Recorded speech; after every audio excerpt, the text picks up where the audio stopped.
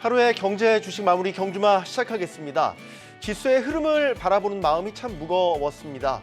외국인과 기관의 매도세로 낙폭은 점차 커졌고요.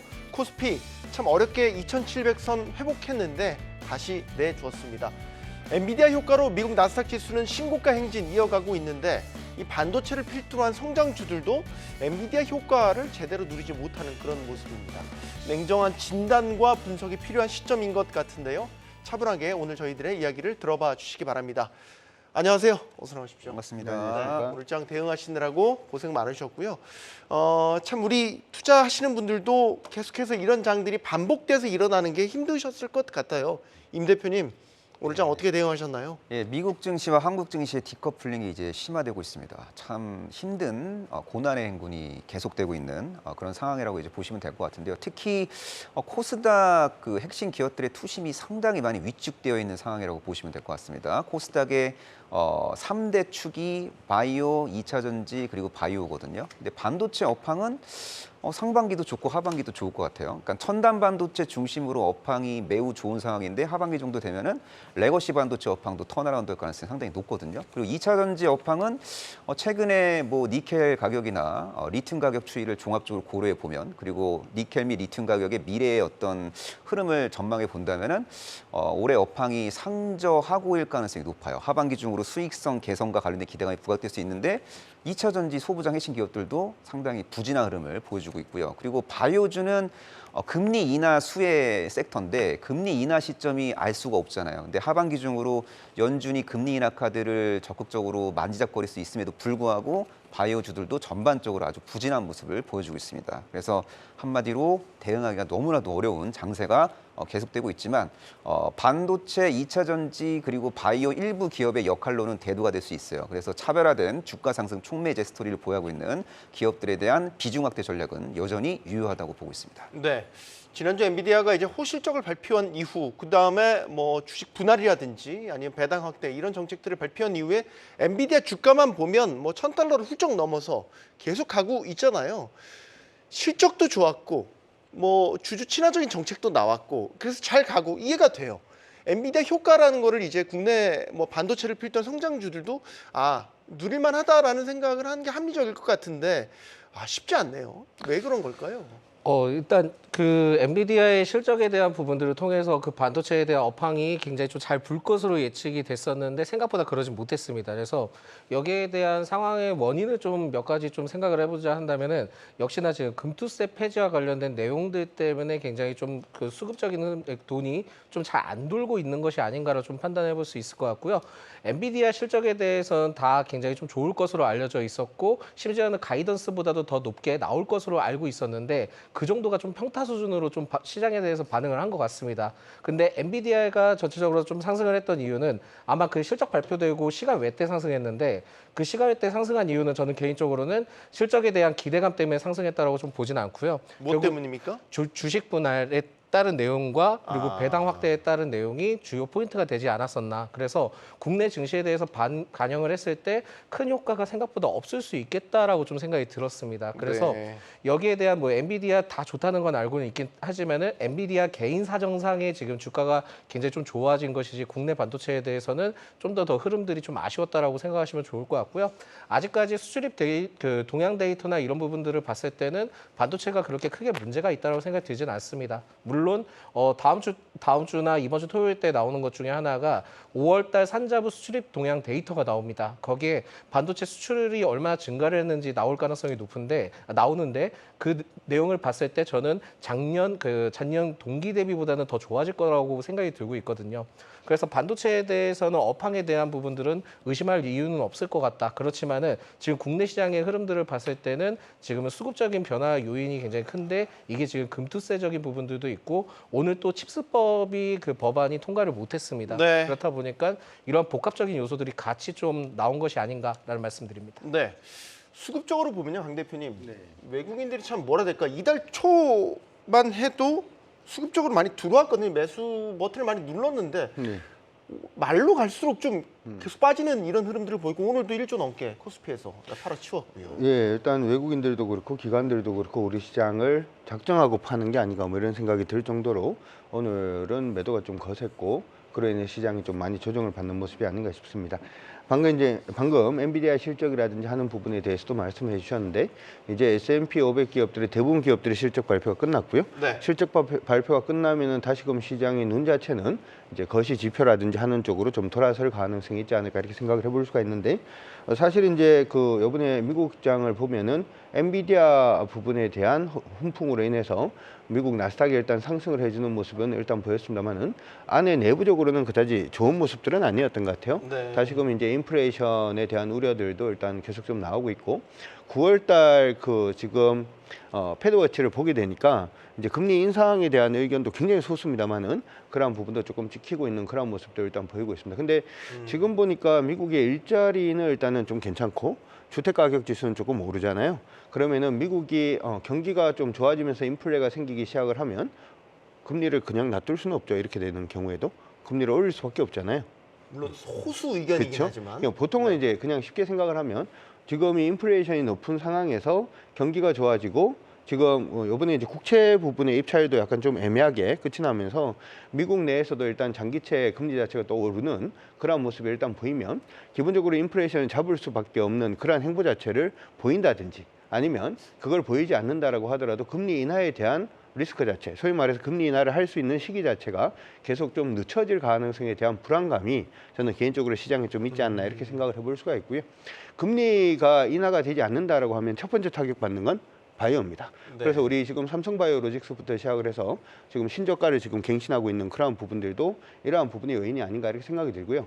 단지 이거는 있어요. 방금 제가 말씀드릴 때 거시적인 부분이 불안하다 이렇게 얘기했잖아요. 네. 그럼 거시적인 부분하고 전혀 관계없는 쪽은 오르겠다, 그렇죠? 그래서 오늘 같은 경우에도 토니모리라든지 그 소위 말해서 이제 외국인들이 많이 오면 그냥 매출을 뜰 수 있는 토니모리 일단 강세 움직임 보여주는 그런 모습도 일단 있었고 지금 구글이라든지 유튜브 쪽에서의 어떤 뭐 매출, 우리 광고 매출이라든지 하는 부분을 충분히 낼 수 있는 카페24 같은 종목군들 오늘 네. 또 반등을 해주는 모습인데 화장품 같은 경우에도 AS텍이라든지 아까 말씀해드렸던 토니모리, 한국 콜만에 일단 올랐는데 사실 이제 토니모리가 장사가 잘 되냐?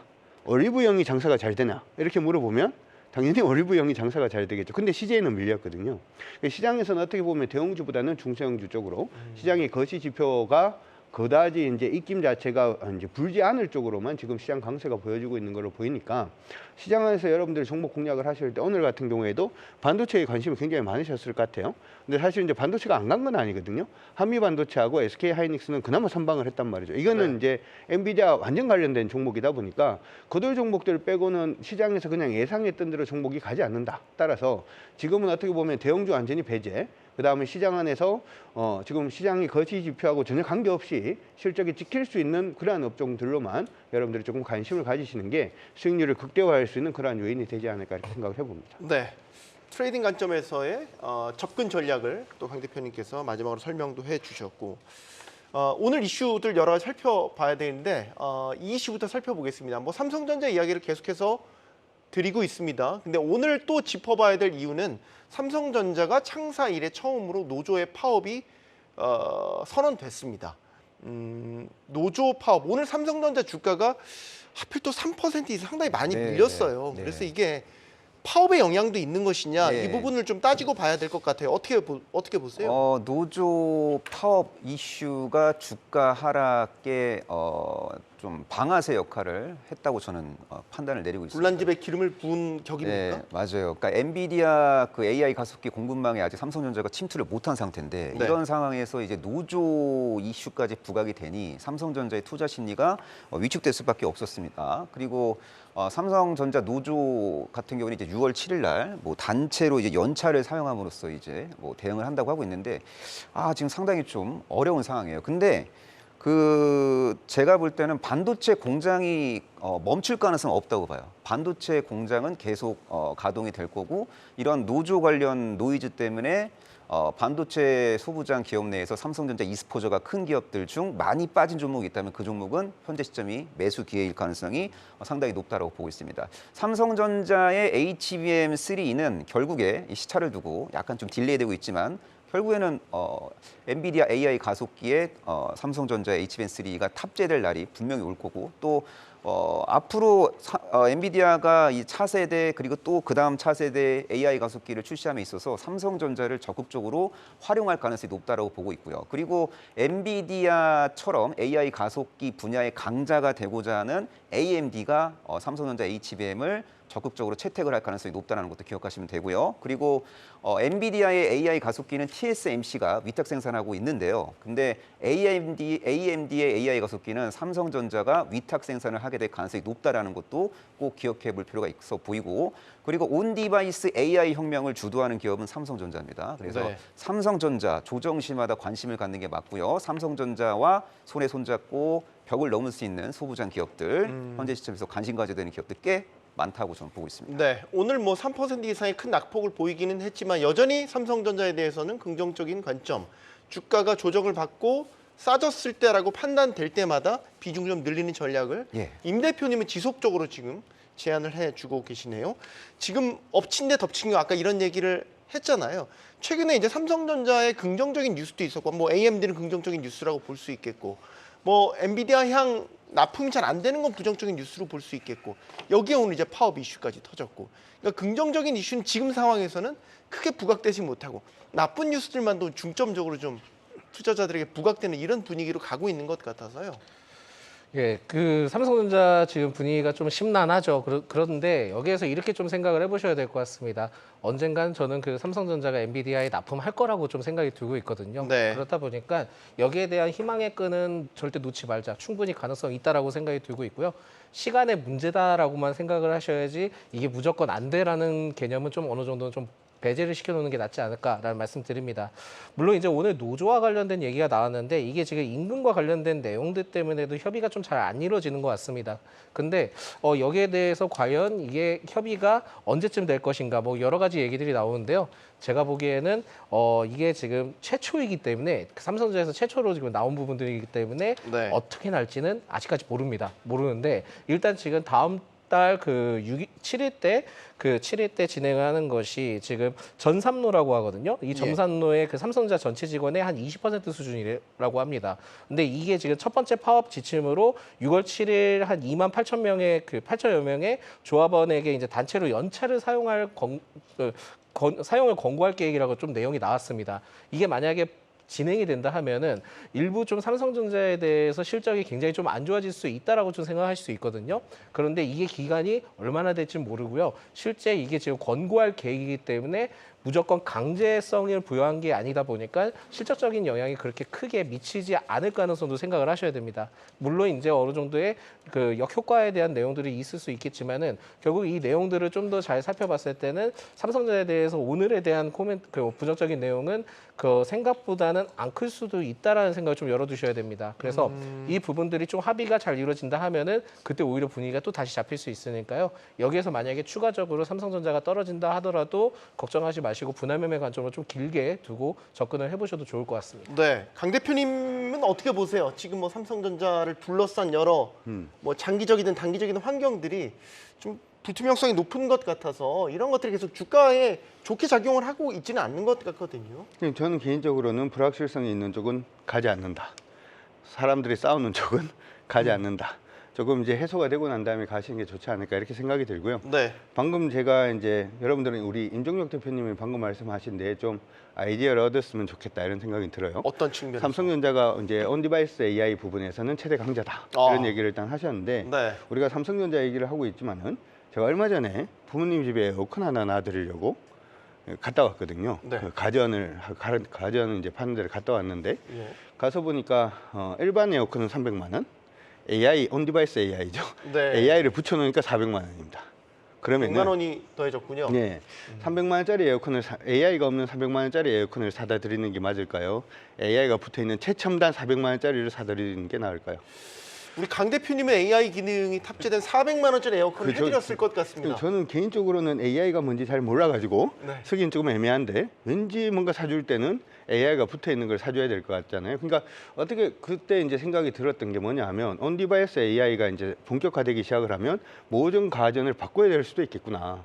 100만 원, 200만 원을 더 줘가면서 바꿔야 될 수도 있겠구나 이런 생각을 일단 하게 됐고, 그런데 요즘 가전이라고 생각하면 또 LG전자가 되는 거니까 최근 들어서 이제 주가가 냉각 관련된 부분에서 이제 반등을 하기는 했습니다만은 삼성전자보다는 지금 여러분들이 단기적으로 가전 부분에서 다시 붐이 일어날 수 있다라는 부분을 생각을 하셔서 차라리 LG전자 보시는 게 어떨까 이런 생각을 해봅니다. 아, 삼성전자 에어컨을 얘기하셨다가 결론을 지금 LG전자로 내셔서 LG전자 에어컨이 좀 더 이쁜 것 같아서 네. 죄송합니다. 예. 이게 종잡을 수 없는 논리이긴 하지만 어쨌든 잘 찰떡같이 알아들으셨을 거라고 생각을 하고요. 오늘 하이닉스도 초장의 어떤 상승을 이어가지 못했어요. 이걸 보합으로 마무리를 했거든요. 네네네. 하이닉스 같은 경우도 엔비디아 효과를 제대로 누리지 못했습니다. 이건 어떻게 해석을 하십니까? 그래도 그나마 SK 하이닉스가 엔비디아와 그나마 연동돼서 상승 흐름이 전개됐고요. 그리고 오늘은 좀 최근에 좀 많이 오른 것도 있잖아요. 그러니까 중기적으로 좀 올랐기 때문에 상승 탄력이 둔화되는 건 어쩌면 당연한 거일 수도 있습니다. 주가라는 게 이제 파동이 있는데 이 상승 파동 안에도 약간 숨을 고르는 구간이 있거든요. 그래서 시차를 두고 이제 SK 하이닉스가 이제 눌림목을 완성할 것으로 좀 기대를 하고 있고요. 그리고 달리는 말에 올라타라는 말을 하는데 달리는 말도 달리는 말 나름이에요. 그래서 SK 하이닉스 같은 기업은 나중에 시차를 두고 거래량 급감 눌림목 구간이 이제 포착이 된다면은 관심을 가질 필요가 있다고 보고 있습니다. 누가 뭐라 그래도 HBM3의 독과점 사업자 SK 하이닉스고 또 HBM3 분야의 또 퍼스트 무버로서 또 엔비디아와 성장 이슈를 명확하게 공유하고 있는 기업이 바로 SK 하이닉스고요. 그리고 TSMC가 SK 하이닉스의 HBM3를 이제 갖고 와서 그 AI GPU랑 이제 붙여갖고 그게 이제 AI 가속기가 돼서 엔비디아에 납품하는 구조니까 사실상 AI 혁명의 핵심 트로이카는 엔비디아, TSMC, SK 하이닉스라고 꼭 기억하시면 좋을 것 같습니다. 네. 2차 전지 다음으로 짚어보려고 해요. 2차 전지 오늘 종목들 많이 조정을 받았습니다. 최근 들어서 뭐 계속해서 이런 흐름들이 이어지고 있는데 오늘 뭐 LG 에너지 솔루션 같은 경우는 뭐 장중에 35만 원 선도 내주면서 52주 신저가를 보였고요. 조정의 끝이 어디일까? 이 부분에 답답해하시는 분들이 참 많을 것 같습니다. 어떻게 보셨습니까? 일단은 장기적으로 보면은 잘 이렇게 얘기를 하고 싶지만 네. 일단 지금 잠깐 이제 모멘텀이 좀 사라진 게 아닌가. 예전에 이런 말씀을 해드렸어요. 우리가 이제 2차 전지를 바라볼 때 이제 전기차 관련돼서 2차 전지를 많이 생각을 하는데 전기차 쪽에서는 일단 올해는 돌파구는 없는 것 같다. 그래서 에너지 저장 장치 쪽으로 좀 생각을 많이 해보자 이렇게 말씀을 해드렸는데 요즘 시장 안에서 이제 에너지 저장 장치 부분은 우리가 전부 다 2차 전지 그 부분을 생각을 많이 하는데 요즘은 HESS라고 해서 네. 수소를 이용한 2차 수소를 이용한 에너지 저장 부분에 대해서 굉장히 시장 안에서 많이 얘기들이 나오고 있어요. 다시 네. 말하면 기존의 연료 전지가 아니라 만들어진 전기를 가지고 이제 물을 전기 분해를 해서 수소를 이제 저장을 하는 그러한 부분에 대한 얘기들이 굉장히 많이 나오고 있고 예상외로 이 부분이 유럽이라든지 미국 쪽에서는 연구라든지 아니면 설치라든지 하는 부분이 굉장히 활발한 걸로 지금 보이고 있습니다. 따라서 2차 전지가 지금 갈 때가 좀 많이 애매해졌다. 이런 생각을 일단 해보고 있고요. 네. 2차 전지 부분은 일단 좀 보수적으로 여러분들이 보시는 게 저는 옳지 않을까라고 생각을 해봅니다. 네. 글로벌 신용평가사 스탠더드 앤 포어스 S&P가 LG에너지솔루션과 또 모기업 LG화학 신용 등급 전망 안정 쪽에서 부정적으로 또 등급 하향을 했어요. 안정적이 부정적이라고 하면 이제 실제 나중에 등급 하향이 될 가능성이 높다라고 봐야 되겠죠. 이런 부분들도 투심에 좀 악재로 작용한 거 아닌가라는 생각이 드는데. 충분히 악재로 작용할 수 있죠. 그리고 지금 국내 그 전 거래일이죠. 전 거래일 때 어느 한 증권사에서 이제 매도 리포트가 나왔잖아요. 네. 그만큼 그게 좀 영향을 크게 미친 것으로 판단이 됩니다. 그래서 여기에서 좀 살펴보셔야 될 게 뭐냐면은 원래 이제 2차 전지를 좀 살펴보실 때 좀 길게 가져가려고 많이 이제 접근들을 많이 하셨을 거예요. 근데 네. 생각보다 마음은 그렇게 쉽지는 않죠. 그렇다 보니까는 굉장히 좀 많이 힘드시는 부분들이 있을 것 같은데 결국은 이게 지금 기업에 대해서 2차 전지에 대해서 좀 보셔야 될 게 뭐냐면 지금은 실적이 터닝 포인트가 좀 어느 정도 나와줘야 됩니다. 그렇다 보니까 이 터닝 포인트 나올 때까지는 좀 잠시 잊고 계시는 게 좀 필요하지 않을까라고 생각이 들고 있거든요. 그러니까 뭐 최근에 뭐 리튬 가격이다, 뭐 트럼프다, 전기차 추세 감소다, 뭐 여러 가지 얘기가 나오고 있긴 하지만 무엇보다도 지금 현재 상황에서 가시적으로 판단해 볼 수 있는 것은 결국은 실적입니다. 그렇다 보니까 지금 1분기 때는 뭐 실적이 뭐 되게 부정적으로 나오긴 했지만은 2분기 때 그만큼 좀 어느 정도의 그 잡을 수 있다면은 그때 한번 기대를 좀 걸어보시는 게 좋지 않을까라는 말씀드리겠고요. 2분기 때도 실적이 전 분기 대비보다 그 좋지 못했다 하면은 3분기 때도 좀 그 추가적으로 확인을 해서 만약에 이제 뭐 흐름들이 좋아졌다 하면은 그때 접근을 해도 늦지는 않을 것 같습니다. 그래서 무조건 떨어졌다고 해가지고 뭐 분할 그 추가 매수를 하기에는 지금 굉장히 좀 부담스러운 부분들은 많다라고 좀 생각이 들고 있고요. 계속 좀 꾸준히 체크를 하셔야 될 것 같습니다. 그래서 저는 그 전기차나 2차 전지 쪽이 아예 그 다시 못 올라온다고 생각을 하진 않습니다. 왜냐하면은 결국은 지금 전기차에 대한 뭐 추세 감소다라는 얘기가 나왔지만은 네, 네. 제가 차가 하이브리드긴 한데 이게 지금 초창기 때 모델 하이브리드예요. 그때 당시 때 샀을 때 욕을 엄청 먹었습니다. 욕을 엄청 먹었는데 누구한테 욕을 먹었습니까? 예, 주변 분들한테 많이 욕을 먹었죠. 왜냐면은 그 하이브리드를 왜 사냐 그런 얘기들을 많이 했었거든요. 네. 근데 그만큼 시간이 걸리고 지금 하이브리드가 부각받았던 것을 좀 생각을 하셔야 될 것 같습니다. 그래서 이게 지금 결국은 트렌드가 형성돼서 문화로까지 이제 정착이 돼가지고 산업이 안착되기까지는 시간이 좀 걸릴 수 있다. 근데 지금 현재 상황에서는 전기차가 아예 지금 생산이 되지 않는 것도 아니고 심지어는 점유율도 어느 정도 바탕이 깔려 있기 때문에 이 부분들이 인프라로만 좀 잘 채워진다 하면은 전기차나 2차 전지 쪽에 대해서는 분위기가 다시 잡힐 수 있지 않을까라고 생각이 들고 있습니다. 그래서 여기에 대해서는 시간 싸움을 두고 길게 보시되 무조건 떨어진다. 그리고 또한 2차 전지에서 일반적으로 실적적인 이슈가 아니라 좋은 이슈가 나온다 해서 상승했을 때 매수하는 거는 굉장히 좀 바람직하지 않고요. 실적만 잘 확인이 된다 하면은 그때 접근해도 늦지는 않을 것 같습니다. 이게 좀 네. 포인트가 될 수 있을 것 같습니다. 그러니까 그 턴어라운드에 대한 포인트, 그 시점, 그거를 지금 가늠하기가 네. 아직까지는 쉽지 않다라고 보시는 것 같은데 네네네. 많이들 지치신 것 같아요. 맞아요. 예. 예. 기다림의 끝이 어디일까? 많이 지쳐 있기 때문에 오히려 기회가 될 수 있지 않을까요?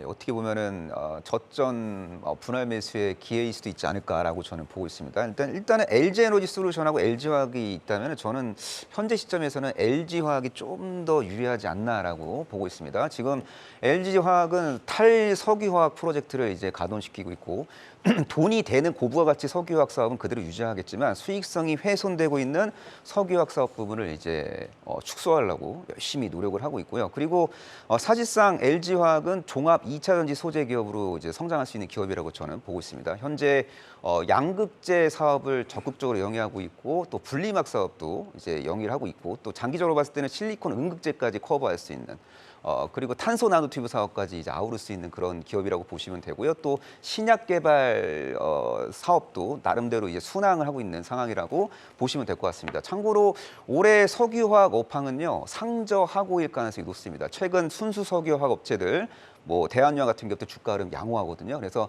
LG화학 업황은 어떻게 보면은 상반기보다 하반기 때 훨씬 좋을 것 같아요. 하반기 업황은 석유화학 그리고 2차 전지 소재 부분 모두 수익성 개선 이슈가 부각될 것 같습니다. 물론 주도주가 되기 위해서는 매출액도 성장해야 되고 영업이익도 성장해야 됩니다. 그리고 네. 매출액 증가 속도보다 영업이익 증가 속도가 더욱더 가파르게 전개돼야 주도주가 될 수 있거든요. 근데 올해는 그냥 수익성 하반기 수익성 개선 정도에 만족을 해야 돼요. 그래서 2차 전지 핵심 기업들이 시장의 주도주가 될 가능성은 희박하지만 내년 혹은 내후년 정도에 다시 이제 주도 섹터로 등극하기 위한 어떤 노크를 할 가능성이 높다고 보고 있습니다. 그리고 LG화학은 또 첨단 그 소재 사업을 육성하기 위해서는 돈이 많이 필요한데 핵심 자회사 LG에너지 솔루션을 활용할 수 있다고 봐요. 그러니까 보유하고 있는 LG에너지 솔루션 지분을 기반으로 해서 교환사채를 추가적으로 발행할 수도 있는 거고 또 LG에너지 솔루션 지분율이 워낙 높으니까 지분을 살짝 줄이면서 블록딜을 통해서 현금을 마련할 수 있는 총알을 마련할 수 있는 기업이니까 제가 볼 때는 2차 전지 그 관련 기업 중에서는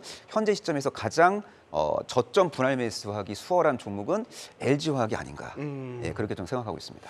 한국 증시에 있어서 2차 전지의 역할을 한다면 아까 우리 대표님 말씀하신 것처럼 3대 축, 반도체, 예. 바이오, 근데 2차 전지 아니겠습니까? 맞습니다. 예. 결국에는 요즘에 이제 국내 증시에서 자금이 말랐다, 다 해외로 떠난다, 뭐 이런 이야기들이 이제 나오고 있는데 사실 그런 차원에서도 2차 전지가 왕의 기한을 해줘야 국내 증시에도 생기도 돌고 네, 유동성도 좀 활발하게 여기저기 이제 네, 자극을 주고 이런 것 아니겠습니까? 근데 아까 얘기를 할 때 하이브리드를 우리 수사님께서 샀더니 네. 주변에서 왜 하이브리드를 샀냐 뭐 이렇게 예전에 그런 얘기를 하셨다고. 사실은 이제 하이브리드 차를 사시겠어요, 가솔린 차를 사시겠어요? 라고 물어보면 네. 하이브리드를 사야 되나요? 가솔린을 안 사고? 뭐 요즘 같은 분위기에서 하이브리드를 선택하시는 분이 많을 그렇죠. 거죠. 왜 가솔린을 안 사냐라고 얘기를 하면 가솔린은 이산탄소가 배출이 되니까 지구를 살리기 위해 그렇다 이렇게 얘기를 할 거잖아요. 근데 아까 우리가 얘기할 때 HESS 얘기를 했잖아요. 이 네. 얘기 자체가 수소를 만든다 그랬잖아요. 근데 아까 그 수소하고 이산탄소를 포집을 해서 만들 수 있는 게 가솔린을 만들 수가 있어요. 네. 그러니까 다시 말해서 우리가 가솔린이라고 하면은 이게 그 화석연료를 때우기 때문에 이산탄소가 공기 중으로 나간다가 되는 건데 아까 방금 말씀해드렸던 기존의 수소를 만들고 난 다음에 이산탄소를 포집을 하면 가솔린을 다시 만들 수가 있는 거는 이산탄소를 포집을 했기 때문에 청정 에너지가 되는 거죠. 소위 말해서 이게 이퓨얼이라고 지금 얘기를 하는 거고 독일에서 요즘 독일이라든지 유럽의 일부 국가들이 이퓨얼 자체를 그린 텍스노미 안에 넣어달라고 지금 요청을 일단 하고 있거든요. 네. 이러면은 중국의 전기차를 독일의 그 엔진을 가지고 있는 자동차 3사가 이겨낼 수 있는 그런 부분도 될 수가 있는데 왜 갑자기 이런 말씀을 드리냐면 우리는 지금 2차 전지가 된다라고 하는 부분이 이제 전기차가 어쩔 수 없이 확산될 수밖에 없는 그러한 사회에서 작년이라든지 하는 부분에서 2차 전지 관련된 종목이 올랐다면 이제는 전기차가 대안이 아닐 수도 있다라는 얘기가 자꾸 나오고 있기 때문에 그런 부분으로 보자면 2차 전지의 바닥 자체가 생각보다 조금 더 요연해질 수 있다. 개인적으로는 2차 전지가 바닥이 되기 위해서는 2025년은 돼야 되지 않을까 이렇게 생각을 하는데 네. 2025년도에 무슨 일이 발생을 하냐면 우리 이제 시장 안에서 한 번씩 로봇이 이제 택배해요 뭐 이런 얘기를 하잖아요. 네. 로봇이 이제 배달해요. 이 얘기 자체가 계속 나오고는 있는데 이게 실질적으로 시장에서 상용화되기 시작을 하는 게 2025년으로 보고 있거든요. 네. 그러면 로봇은 거기 가솔린 달고 달리지는 않을 거니까 전기를 움직이겠죠. 그렇죠. 2차 전지로 달릴 수밖에 없기 때문에 이렇게 새로운 디바이스 자체가 나오기 전까지는 사실 2차 전지는 조금 어렵지 않을까라고 개인적으로 생각을 하고 있습니다. 네. 잠깐 해외로 눈을 좀 돌려서 해외 이야기를 해 보려고 합니다. 국내 증시가 참 긴 터널을 지나고 있는데 지금 미국 증시는 사실 특히 나스닥 지수는 역대급의 신고가 행진을 이어가고 있거든요. 그 앞에 엔비디아가 선두에 나서고 있는 건 다 아실 것 같습니다. 반 소장님, 엔비디아의 랠리를 여러 측면에서 해석할 수는 있겠지만 그냥 좀 우리가 산업적인 측면에서 보면 정말로 AI 시대가 왔음을 엔비디아가 그냥 깃발을 꽂고 선언한 건 아니냐 이런 평가가 나올 정도로 분위기가 좋잖아요. 네, 그렇습니다. 뭐 깃발을 꽂고라고 얘기했지만 깃발을 꼽은 상태에서 흔든다라고 좀 말씀을 드릴 수 있을 것 같아요. 그만큼 네. 죄송합니다. 목이 좀 네. 그만큼 굉장히 그 위치가 굉장히 우월하다라고 보실 수 있을 것 같거든요. 그래서 이러한 흐름들이 계속 좀 지속될 가능성은 남아있다라고 볼 수 있을 것 같고요. 생각보다 다른 쪽에서 많이 못 치고 오는 것 같습니다. 그래서 엔비디아의 경우에는 저는 좀 개인적으로 주가가 더 많이 올라갈 수 있다라고 생각을 하는데 지금 뭐 다음 달 10일 때 주식 분할을 좀 진행을 합니다. 근데 이제 주식 분할을 진행을 하기 전까지는 계속 엔비디아는 상승할 가능성이 매우 높다라고 생각하시면 좋을 것 같고요. 실적에 대해서도 뭐 지금 계속 좀 상향 조정에 대한 얘기들이 나오고 있기 때문에 이러한 흐름들을 봤을 때는 아직까지는 엔비디아가 좀 더 여유가 있다라고 보시면 될 것 같습니다. 그래서 갈 가능성은 매우 높은데 주식 분할 이후에 주가 흐름이 괜찮은지는 좀 더 체크를 해봐야 되지 않을까라고 좀 생각이 들고 있거든요. 네. 그래서 이게 지금 분할이 된다 하면은 주가가 앞으로 어떻게 올라갈지는 정확하게 모릅니다. 그래서 저는 깜짝 놀랐던 게 실적 발표를 한 다음에 주식 분할을 한다? 그리고 이 의도가 뭘까라고 계속 좀 고민을 하고 있었거든요. 근데 정확하게 딱 답을 내리진 못하겠더라고요. 그래서 실적에 대해서는 다 좋은 거 알고 있어. 근데 뭔가 하나가 더 나와야 돼. 그래서 여기에 따른 증시에 반응을 일으켜야 될 수밖에 없는 좀 상황이었지 않았을까라고 생각이 듭니다. 그렇다 보니까 지금은 주식 분할할 때까지는 아직까지는 계속 좀 상승할 수 있을 것으로 판단이 되고 있고 분할 이후로부터는 좀 더 흐름들을 좀 지켜봐야 되지 않을까. 근데 지금 뭐 머스크도 일론 머스크도 엔비디아 최신 칩 중에 하나인 뭐 H100 그래픽 GPU에 대해서 필요하다라는 얘기가 나왔기 때문에 이 부분들이 이슈가 계속 앞으로는 계속 나올 가능성은 높다. 그래서 6월 10일 전까지는 그래도 흐름들이 좋지 않을까라는 말씀드립니다. 네. 요즘에 엔비디아가 엔비디아했다라는 이야기가 나올 정도로 엔비디아 하면 다 잘 되는 것 같아요. 그러니까 원하든 좋은 스토리도 알아서 막 만들어줘요. 아까 일론 머스크 얘기하셨지만 뭐 우리 사실 미국 주식 투자하시는 분들도 가장 관심 있게 애증의 최고 경영자가 일론 머스크인데 일론 네. 머스크가 또 AI 관련된 스타트업 XAI 뭐 이것도 화제였지 않습니까? 이거 투자하려면 또 엔비디아 칩도 많이 필요하대요. 이게 뭐지? 이게 정말 물 들어올 때 노를 젓고 있네라는 생각이 참 들고 네. 뭐 질투도 나고요. 솔직히 맞아요. 심정이 예, 그래요. 예. 과거에 그 엔비디아가 그 게임용 PC에 탑재되는 GPU 기업으로만 유명했을 때 만약에 엔비디아를 한 집을 팔아서 사놓고 지금까지 보유했으면은 이제 파이어족이 되는 거잖아요. 그렇죠. 정치적 자유가 완전히 이제 완성이 되는 거잖아요. 그렇죠. 만약에 그런 분들이 넘치게 완성이 되죠. 네, 만약 그런 분들이 있다면 일단 축하한다, 부럽다라는 말씀을 드리고 싶고, 근데 지금 현재 시점에서 엔비디아에 진입하는 게 맞는지 안 맞는지 저도 좀 헷갈려요. 주가가 좀 많이 올랐기 때문에. 근데 제가 볼 때는 제가 보는 관점이에요. 한 $1,200 전후까지 진입한 다음에 그 다음에 이제 변동성이 확대될 것 같고, 그리고 액면 분할 이후에 그 주가 패턴 분석을 잘 하다 보면은 매수 흡수가 포착이 될 것 같아요. 그때쯤 뭐 신규 진입 타이밍을 저울질하는 게 좀 맞다라고 저는 보고 있습니다. 그리고 엔비디아의 AI 반도체를 대체할 수 있는 반도체가 안 나오고 있습니다. 나오기까지 시간이 좀 걸릴 것 같고, 또 대체할 수도 있지 않을까라고 이제 예측이 되는 그런 반도체가 나올 때쯤 되면 엔비디아는 더 위대한, 더 업그레이드된 AI 반도체를 출시할 것으로 기대가 되고 있기 때문에 엔비디아의 독점 시스템은 당분간 좀 유지가 될 가능성이 상당히 높다라고 저는 보고 있습니다. 그래서 엔비디아의 시대는 계속될 것 같고요. 엔비디아가 미국 증시 시가총액 1위 기업으로도 잘하면 우뚝 쓸 수 있지 않을까라고 조심스럽게 전망하고 있습니다. 애플도 제끼고 마이크로소프트도 제끼고 바야흐로 정말 엔비디아의 시대. 어떻게 보십니까? 더 질주할 거라고 보시는지요? 전 대안이 없기 때문에 충분히 가능하지 않나 이렇게 생각이 들고요. 대안이 없구나. 예, 사실 이제 AMD가 아무리 따라온다라고 하더라도 엔비디아를 지금 뭐 제끼거나 할 수 있는 그런 부분의 기술이 지금 되지 않는 건 사실이지 않습니까? 그러다 보면 엔비디아의 주가 자체는 일단은 그러니까 이번에 그 일론 머스크의 얘기도 저는 의미가 있다고 생각을 하는데, AMD의 칩을 뭐 나중에 칩을 쓰겠다 이런 게 아니잖아요. 네. 최고를 일단은 생각을 한다면 지금은 엔비디아의 칩을 사용해야 된다라는 부분을 보여주는 그런 반증이 아닌가 이렇게 생각이 들고, 이 얘기 자체는 어떻게 보면 당분간은 계속해서 질주할 수 있다 이렇게 저는 생각을 일단 하고 있고요.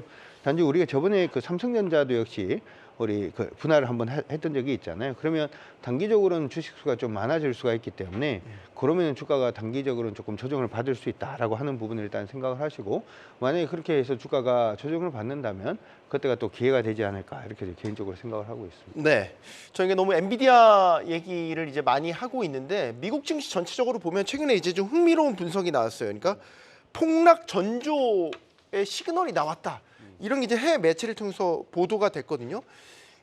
저도 이제 이번에 처음 알게 됐는데 힌덴부르크 징조라고 해요. 이제 기술적 여러 가지 이제 예측 지표들을 통해서 폭락의 전조 신호가 왔다. 이런 것들이 최근에 나타났다라고 보는 거죠. 사실 나스닥도 17,000선 넘었죠. S&P 500도 5,300선 어느덧 넘었죠.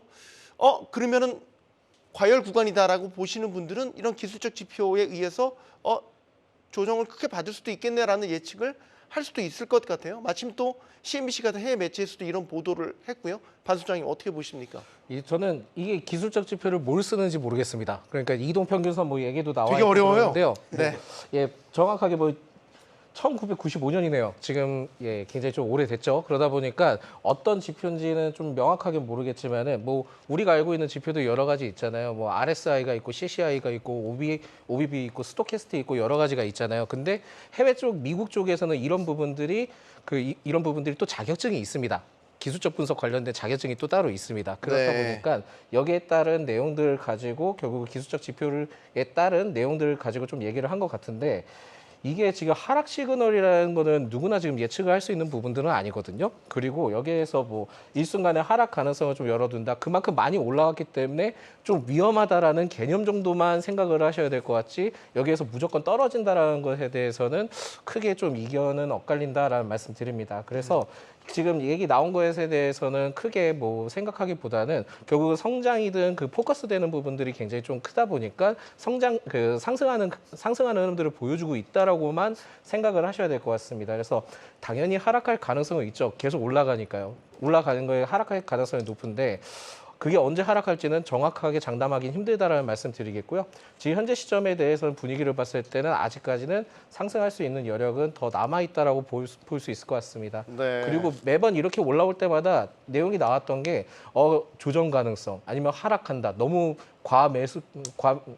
과매수권이다 이렇게도 얘기들 많이 하거든요. 근데 그게 딱 맞아 떨어진다? 저는 그런 경우를 케이스를 많이 보지 못했기 때문에 여기에 대한 시그널에 대해서는 그렇게 크게 의미도 두지 말고 이게 만약에 성장이든 뭐 피크아웃에 대한 얘기가 나온다면은 그때 꺾일 수 있는 거지 지금 현재 상황에서는 아닌 것 같습니다. 네, 뭐 요즘에 뉴노멀 시대라고 얘기를 하잖아요. 그래서 기존에 우리가 경기 어떤 둔화의 신호 이런 징조로 여겼던 것들이 코로나19 팬데믹을 거치면서 들어맞지 않는 것들이 계속 나오고 있잖아요. 대표적으로 장단기 금리가 역전 현상이 나타나면 이거는 경기 침체 신호다. 이렇게 되는데 지금 장단기 금리 미국 같은 경우는 계속 역전돼 있거든요. 경기 침체 안 와요. 지금 결과적으로만 보면 이제 온다 뭐 이런. 아 이제 온다라고 하면 뭐 언제까지 온다라고 얘기할 수 있는 겁니까? 그러니까 예전에 우리가 전통적으로 봤던 그런 지표들이 다 안 맞고 있다라는 거죠. 그런 측면에서 증시를 해석하면 사실 힌덴부르크 이런 신드롬 같은 경우는 정말로 소수 의견에 그치지 않은. 사실은 이제 네. 장단기 금리 차가 벌어지기 시작을 하면 이제 폭락이 온다. 이 얘기 자체는 폭락이 온다가 아니라 경기가 침체된다. 네, 그렇죠. 이런 부분이었는데 사실은 이제 경기가 침체가 되려 그러면 소비가 안 돼야 되는데 얼마 전까지도 이제 그래서 궁금해했던 게 그거지 않습니까? 어디서 돈이 나서 미국인들은 계속 돈을 쓰고 있는가? 이 사람들 고용도 그렇고 네. 대부분 뭐 그렇게 좋지 않은데 계속해 돈을 쓰고 있다. 그래서 이 돈 쓰고 있는 부분에 대해서 분석을 해보니까 아 예전에 코로나 때 돈 줬던 거 가지고 아직도 쓰고 있다. 이런 얘기를 계속하다가 최근에 나왔던 분석이 그 돈 이제 다 썼다라는 이야기가 일단 나왔죠. 그래서 지금 이제 걱정을 하는 부분은 저도 약간 저는 좀 그 시장이 크게 아래쪽으로 흔들릴 수 있다라고 저는 생각을 개인적으로 하고 있는데 네. 왜 그렇게 생각이 드냐 하면 시장이 지금 약간 좀 어거지로 올리고 있다는 느낌 저는 사실 좀 들어요. 왜 그런 생각이 드냐 하면 우리 연초 같은 경우에 미국 시장이 막 떴단 말이죠. 떴던 이유에 대해서 혹시 기억이 나십니까? 올해 금리가 연초 말씀이시죠? 올해 연초에 금리가 하락할 수 있다. 그렇죠. 이제 금리력 기대감이 그렇죠. 확실히 있었죠. 3월 달에 금리가 떨어진다 뭐 이런 얘기부터 시작을 해서 연초에 3번 금리 내린다라는 얘기, 연초가 아니라 올해 금리를 3번 내린다 뭐 이런 얘기가 나오면서 주가가 이제 상승을 했단 말이죠. 근데 지금 기류는 어떤가요? 지금 기류는 금리를 연초에 뭐 하락한다 이런 부분은 아예 얘기가 들어갔고 7월 달도 일단 물 건너갈 가능성이 높고 9월 달 같은 경우에도 금리 인하에 대한 가능성 자체가 2주 전만 하더라도 50%가 넘었는데 네. 지금 한 46%로 떨어졌거든요. 그리고 심지어는 아까 말씀하실 때 소수 의견입니다만은 굉장히 0몇 %입니다만은 금리 인상에 대한 얘기들도 나오고 있거든요. 그런데 지금 시장의 지표를 보면 이번에 오펙 플러스에서 뭐 감산 얘기가 나오긴 감산 의지가 표출이 되면서 유가는 일단 올랐어요. 그렇죠? 네. 미국의 지금 보면은 전미 부동산 지수 자체도 부동산도 지금 좀 오르고 있는 그런 모습도 일단 보이고 있죠. 그럼 여기서 일단 금리를 낮출 수 있냐? 못 낮추는 거죠. 근데 지금 시장 안에서는 금리가 하락한다 그러면서 주가가 하락했던 부분이 지금은 금리 상승이 좀 늦춰질 수 있다 혹은 금리 상승을 안 할 수 있다라는 이유로 시장이 또 오른단 말이죠. 이건 네. 약간 좀 어거지로 오르고 있는 게 아닌가 이렇게 생각이 들고 이 부분 자체가 약간 그렇기 때문에 미국도 그렇고 우리도 그렇고 시장 안에서 뭐라고 할까요? 양극화가 지금 막 벌어지고 있는 거죠. 신저가 나온 종목도 있고 신고가 나온 종목도 있고 막 이렇게 양극화가 벌어지기 시작을 하면은 일반적으로는 주가가 좀 크게 흔들릴 가능성이 있다 이렇게 생각을 하고 있고요. 네. 우리 시장이 먼저 시작을 했고 전 미국도 조만간 시작할 가능성이 높지 않냐. 특히나 방금 말씀해 드릴 때 실적 때문에 이번에 올랐다라고 한다면 실적도 끝났거든요. 네. 이제는 거시 지표에다가 계속해서 초점을 맞춘다면 예상보다 시장이 흔들릴 가능성이 저는 높다 이렇게 생각을 합니다. 네, 지금 어거지로 올리고 있는 것 같다라는 평가를 해주셨는데 저는 국내장은 어거지로라도 좀 올렸으면 좋겠는데 그래도 짚어보고 싶은 게 사실 밸류업 이슈거든요. 네. 지금 이제 21대 국회가 끝나고 22대 국회로 넘어가게 되면서 여러 현안들이 나오고 있는데 그 중에 하나 이제 밸류업입니다. 밸류업 가이드가 일단 1차적인 것들이 공개가 됐고 홈페이지도 나왔고 1호 공식 KB가 네. 1호로 이제 그 주주가치 재고 계획을 올렸어요. 뭐 여러 사실 이제 군부를 지필 만한 호재성 이슈들이 나왔는데 네. 뜨뜻미지근해요. 지금 기업 밸류 프로그램 그 모멘텀이 증시의 상승의 어떤 카탈리스트, 촉매제 역할을 못할 것 같아요.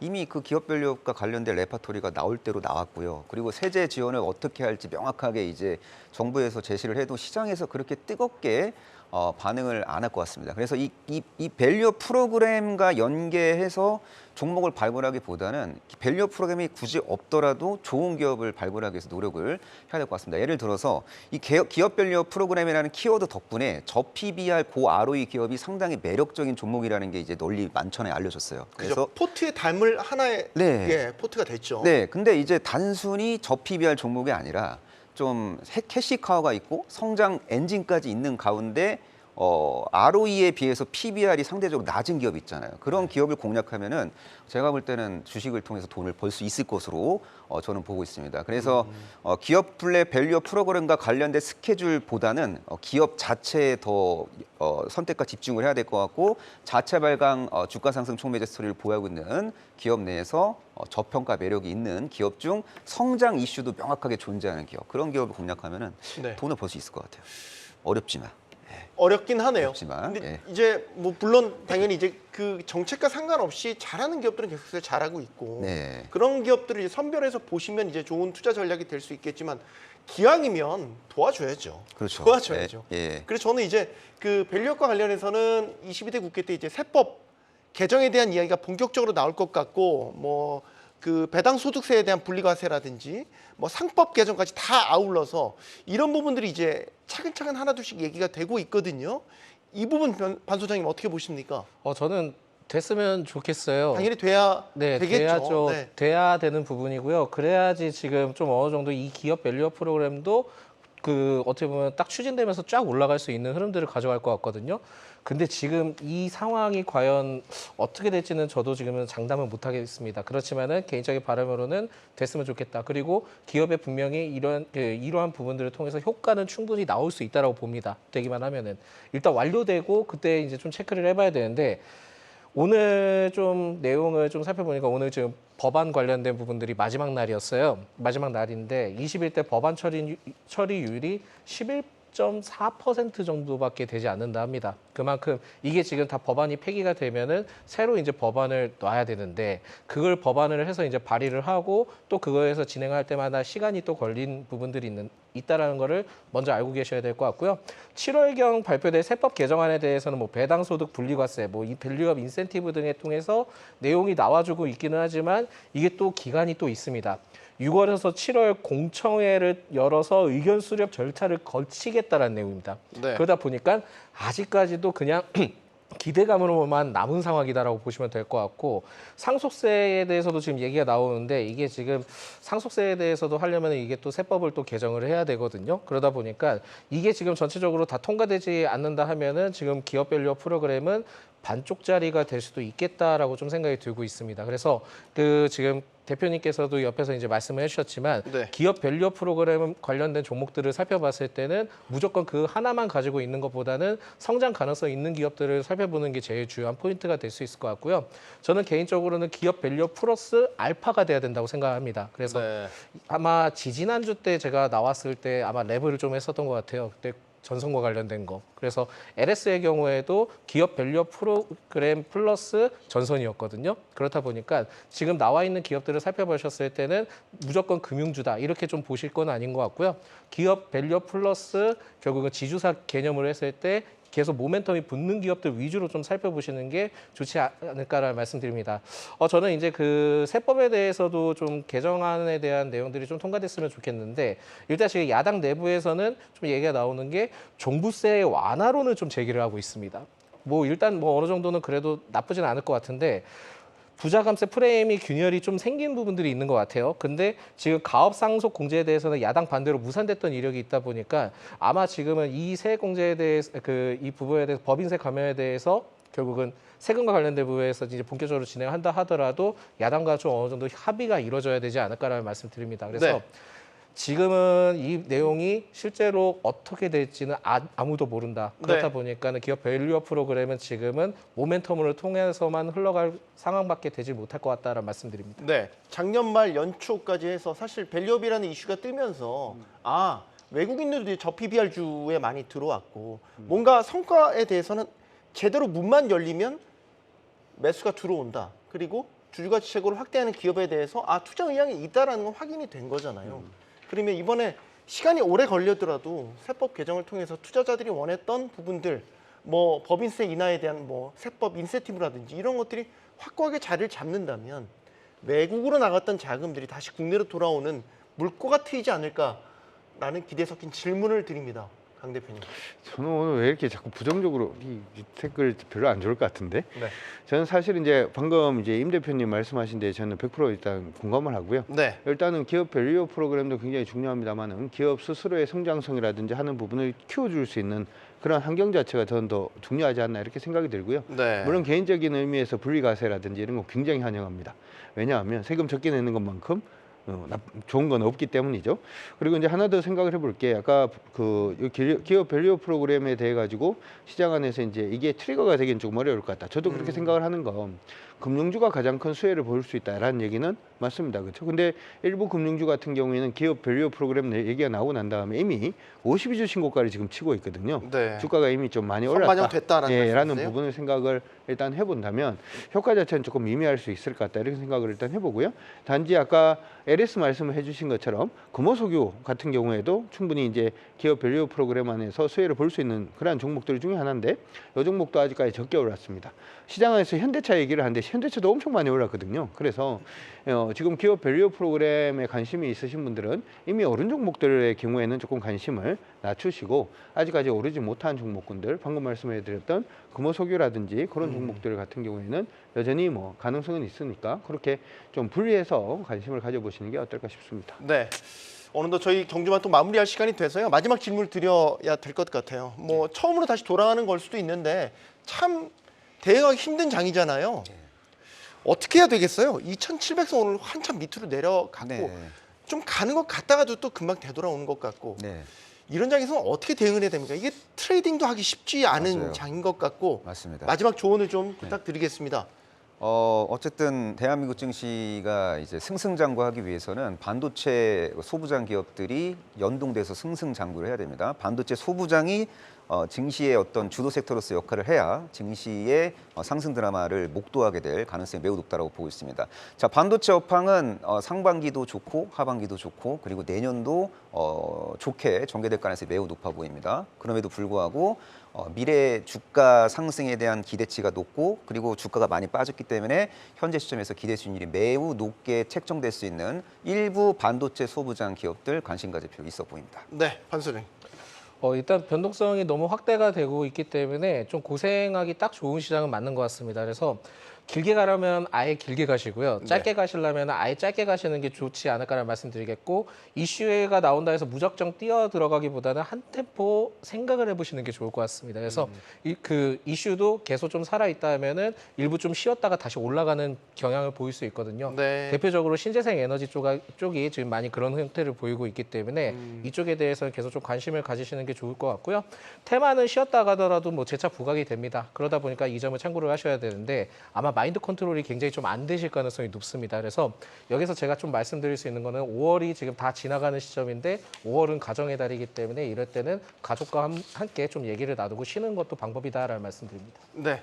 우리 파워 트레이딩 네. 강 대표님 가정의 날이 며칠 남지가 않아 가지고 아직 이틀 남았습니다. 예, 일단 여러분들이 보셔야 되는 부분은 저는 반도체라든지 하는 부분은 저는 일단 아니다 이렇게 생각을 하고요. 일단 돈 들어올 수 있는 부분에 대해서 일단은 철저하게 관심을 가지시는 게 좋을 것 같습니다. 첫 번째는 미용기기에 대해서는 계속 관심을 가지시는 게 좋을 것 같고요. 특히 이제 화장품 같은 경우에도 아직 오르지 못한 종목들이 많습니다. 한국콜마라든지 하는 종목군들 계속 관심을 가져주시면 좋을 것 같고요. 두 번째로는 에너지 관련된 부분에 대한 얘기는 계속 나올 수 있을 것 같아요. 근데 전력기기라든지 하는 부분의 종목군들은 이미 많이 올랐죠. 그렇기 때문에 첫 번째는 전기를 오늘 주문하면 다음 주에 전기를 만들 수 있는 태양광 관심을 일단 가지시고 두 번째로는 새로 이제 대두가 되고 있는 BESS가 아닌 HESS가 이제 대두가 되고 있으니까 수소 관련된 종목군들 같이 관심을 가져두시면 어떨까 이렇게 생각을 해봅니다. 네. 요즘 주식하기 참 어렵다 이런 말씀들 많이 하시죠. 두세 발 앞으로 간 것 같은데 어느새 제자리로 또 돌아와 있고요. 이런 양상이 반복되니까 피곤하기도 하고 스트레스도 크실 것 같습니다. 공감과 위로를 전하고요. 저희도 조금 더 분발하겠습니다. 편안한 저녁 보내시기 바랍니다. 경주마였습니다.